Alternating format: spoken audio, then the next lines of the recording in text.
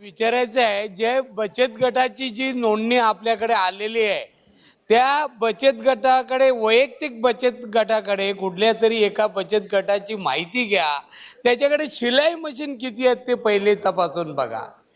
जर त्या बचत गट मी समजा बचत गट माझ्याकडे आहे आणि मी बचत गट घेऊन या कंपनीला शिवायला देणार असाल तर त्या बचत गटाला फक्त कमिशनसाठी नेमायचं आहे का?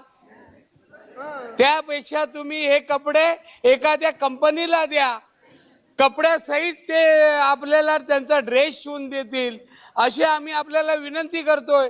कुठल्याही बचत गटाला देऊ नको. आणि आजकाल बचत गटांचे व्यवसाय झालेले आहेत. मी बचत गटाचा प्रमुख आहे. 20 महिला जमा करायच्या, अध्यक्ष बनायचं आणि त्याच्यावर व्यवसाय चालू करायचा. आणि हल्ली महाराष्ट्र शासनाने त्यांना तरतुदी भरपूर काही दिलेल्या आहेत, सवलती दिलेल्या आहेत. म्हणून एक बचत गटाचा मालक बनतो कोणतरी आणि त्या 20 महिलांच्या सह्या घेतात आणि असे बरेच धंदे चालू केलेले आहेत. त्यामुळे कुठल्याही बचत गटाकडे शिलाई मशीनचा व्यवसाय नाही आहे.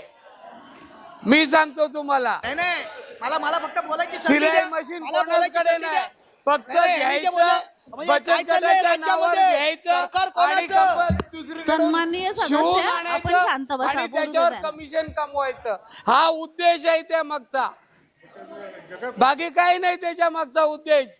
म्हणून मुलांना जर कपडे तुम्हाला टाइमशीर द्यायचे असतील तर तुम्ही आता या वर्षी 26-27 जे टेंडर सुद्धा न करता सभागृहाची मान्यता घ्या आणि एखाद्या चांगल्या कंपनीला ते ड्रेस शिवायला द्या असे मी सभागृहाच्या वतीने आपल्याला विनंती करीत आहे. सन्माननीय